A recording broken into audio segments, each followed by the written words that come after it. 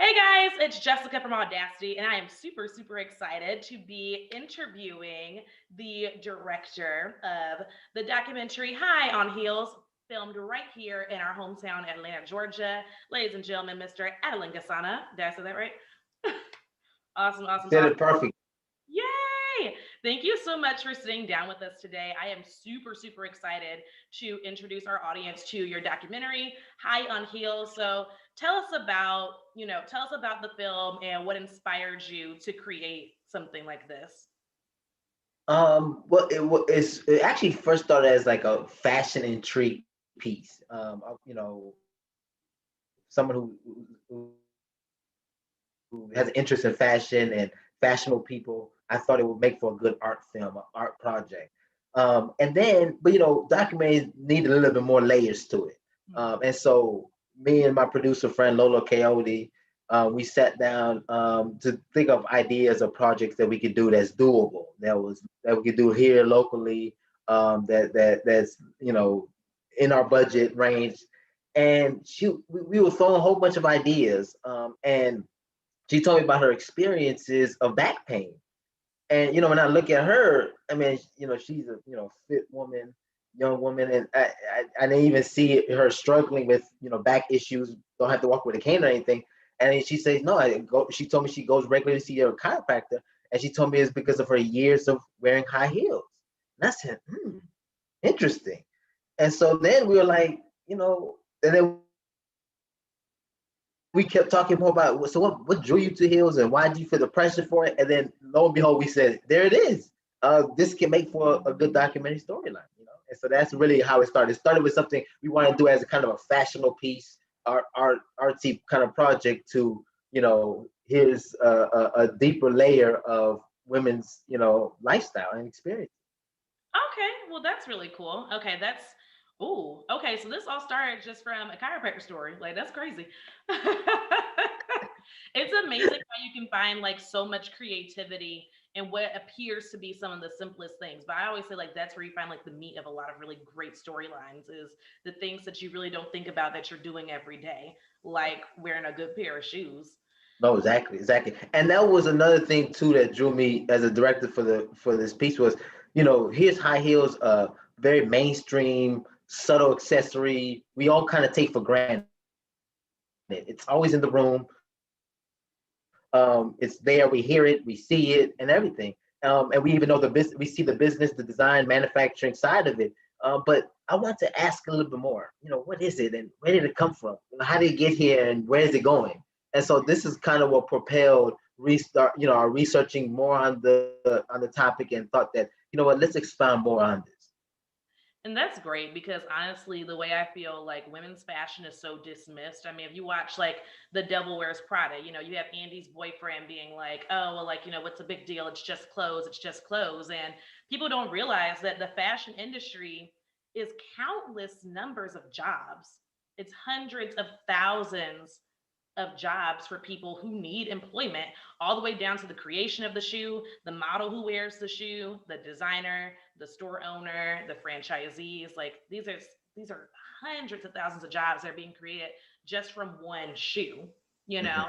So what do you say to maybe men who would dismiss this film as like almost like a chick flick documentary? Yes, I'm glad you brought it up because one of the reviews we've gotten was that if you look at this, watch this film, and you think this just simply a girly topic, then you're missing the point. Mm-hmm. And that's really what it is. I think that as much as we want to say that our target audience is for young women who enjoy fashion, enjoy style. I think it has something for everybody, and particularly for men. I think men will gain a great appreciation for what women go through and the pressure and the challenges of wearing not just heels but just fashion accessories altogether. And so that's the whole idea of going after the gray, going after the nuance, because then it resonates and people can think outside the box and put themselves literally in someone else's shoes. And so that's really one of the things that I want to say is that before you dismiss it, let's dig a little deeper and ask the who, what, where, when, why, and how. And I think that then they'll sit back and say, man, I never thought of it that way. And Yeah. so that's what we wanted to visually portray. That it's much deeper than the eye meets. And it's such a great like life lesson too. You know, the world could be such a better place if everybody would just kind of tune in a little bit more to each other and take a second to listen. I think a lot of times, and this has been a calling on my life even as a journalist, like, I have to listen to people that I interview and I tend to talk a lot. Like, so I love what I do here at Audacity because it gives me a chance to listen and to give space to other people who have something to say. So being a man behind the camera and giving that space to women in the fashion industry, what was that like for you? Like, how did this change you and your perspective as a man? Yeah. Just that it made me really kind of understand more of the appreciation. I have my mother who's fashionable. I have a girlfriend who's fashionable. So when you get in touch with that kind of side of it, you kind of really do appreciate the very things that women do to dress up in that. But I think taking on this type of documentary from a voyeuristic point of view, it really was, eye open to the sense of just really the psychology and the symbolism, right? I mean, the idea that a shoe item, a fashion item, can mean so much. Confidence, beauty, sexuality, and then just kind of how all that plays into one's character on a daily aspect of it. But as a male, because first question we get after our screenings and stuff says, "Alan, why you as a man took on this topic in that sense?" And the way I look at it is like it was almost like I was on the outside looking in, and I think that I brought a more advantageous vantage point in that approach. The sense that being on the outside looking in, I can kind of treat it as a more objectively than if I was actually one of the participants who is kind of their everyday thing. And so it eliminates to a certain degree the kind of biases that you may get in a kind of that point of view approach, which your review touched on, Yeah. in the sense that you said, oh, go No, back. no, I agree with you. Please continue. Yes, because in your review you mentioned the idea that most documentaries are kind of what I call the omniscient narrator, where the director kind of plays a character into the storyline, character into the plot. And for me, I think as a document purist, I like to be on the outside looking in. Now, are there certain subject matter and topics that I may have done before and may continue to do where it's more personal? Yes. But I think that in the sense that, kind of treating certain things objectively, it's really just letting them speak for themselves, right? And so no one women featured in this documentary were short of words, right? They had plenty to say. And it was even a comment about me to say, okay, this is all I gotta stop here, because there'll be hours of logging footage. But it's really just having them speak for it, because who am I to understand that firsthand everyday experience in daily life in which we want to document. And I think that's really the best approach in this type of documentary filmmaking, is kind of in an expository sense, to treat the subject as objective. I love that. And I think it also challenges men to do the same, like other guys out there who maybe like, don't appreciate that their girlfriend is taking too long to pick a pair of shoes or something like that. It's like, no, like there's a science to this. Like, and she might be going through some pain and suffering in order to make these shoes work out for you or for herself, because we dress for ourselves and for other women as well.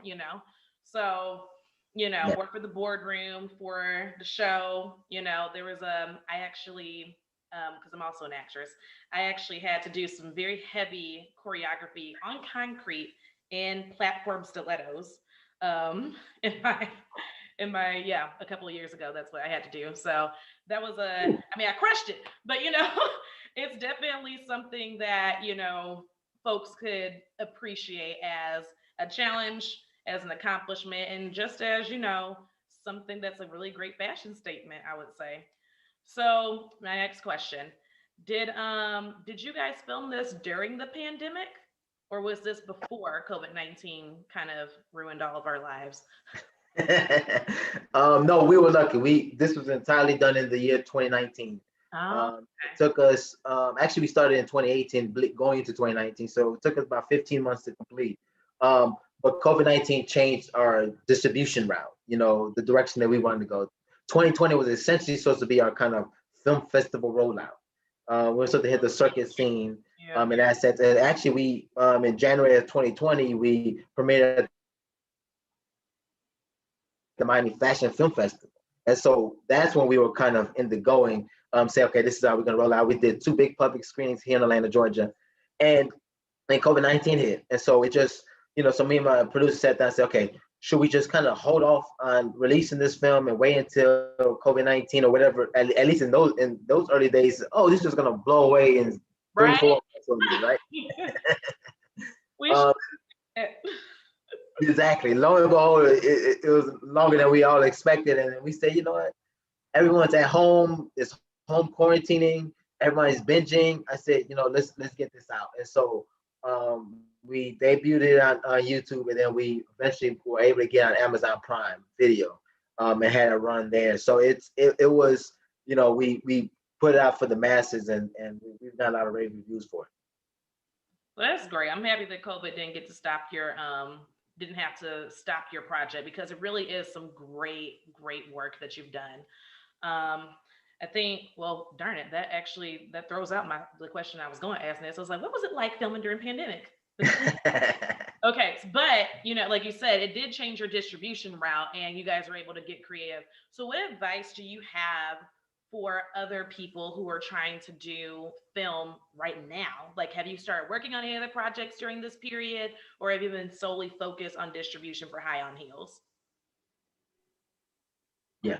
It was interesting enough. By the time we were releasing in early 2020, I was on another project with another independent production company here in Atlanta, and we were doing kind of a docu series. And then we kind of had to halt when we were in the, I think it was the end of March, early April. When we all had to kind of shelter in place as the order was. So it kind of stopped things. I think it's mildly opening up, because again, I think directors, production companies, production managers are being more conscientious of how to proceed. So everybody's kind of masked up when they need to. There's plenty of social distancing on sets, in production offices, in post-production suites. So I think that now we've kind of got a feeling of how all this, where we're at with the whole COVID-19 epidemic. And hopefully we're kind of on the back end, the waning period of this. But yeah, no, the real challenge is just think broadly. Just think about what ways you can ensure safety on any level of production you're doing, whether it's these bigger sets. If you can you do something outdoors? You know, can everybody be geared up, masked up, gloved up? And plenty of antibacterial soap and everything, and social distance. So those are one of the things out there, especially even in the documentary world. Documentary filmmaking, where we're kind of in people's homes and businesses. It's how do we ensure that some level of security and safety, so everybody has peace of mind. Yeah, absolutely. Well, that's great. So, has that production started picking up again, or is it still kind of on hold, or did we abandon this? Like, what's next for you? I'm glad you brought that up. I'm actually in the midst of doing a bio documentary, a feature, on an Atlanta legend, Oh, longtime city councilman, former Superior Court judge. It's entitled Boat Legs.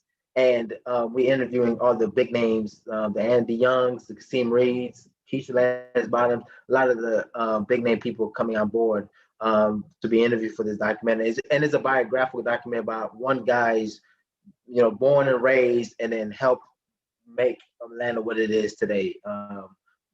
The Black Mecca, the international cosmopolitan city, from its yesteryear of segregated southern provincial town. that is exciting. Okay, well, definitely let us know when that is ready for release, because we would love to do another review for you, as well as just tell everybody about what you're doing, since you had such an incredible documentary that you were willing to share with us. So, with that being said, back to High on Heels, how can we, here in Atlanta and with our national viewing, how can we better support you guys and get more eyes on this film? Just that. Get on a YouTube link. I think we're at 25,000 views now. Continue watching it in that regard. And write them reviews. I think that's one of the big things. And on top of the independent reviews that you've done for your sites, even going to IMDb page, leaving comments, the YouTube. Because for us indie filmmakers, as much as and I'm sure you as a young entrepreneur is the same thing. Is we would love to have the money and the resources and stuff off of one project after the other. But it's really just kind of getting ourselves out there and just really letting people know where we at and our talent, our skill level. And so spreading that word helps us in that. And then even it helps in further future collaborations. Someone may come along and say, man, I love this high on heels doc, and I have this other idea for a fashion film. Let's reach out to these guys and see if we wanted to collaborate and come to the table. And so those are the things that we will press on as independent filmmakers, just to kind of get our work out there, let the masses see it. Yeah. And it's interesting that you use the term trusting us, to review a film. As artists, the minute we put something out in public, that's it. We want people to chew it up. I had one review that just really just went in on us. And there's others who, have fair enough reviews, and there's others who are high and elated. And that's what we want. We want all perspectives. Nothing is sugar coated for us, nothing. And so that trust factor is trusting us on the production value and level we brought to it, and hope that others resonated with that. Well, it definitely resonated with me, and I'm sure it's going to resonate for all of our viewers. So, you guys, first of all, thank you again, Adelin, for joining us. And guys, make sure you go on YouTube, follow them on Facebook, IMDb, Instagram. We have all that information tagged in our social media, and we'll drop all of that in the comments below. If you like what you saw today, make sure you comment, like, share, follow both of us. And we will see you guys next time on Audacity. Make sure you check out High on Heels. It is out right now. It's only 45 minutes long. Get you some shoes, girl. Bye, y'all.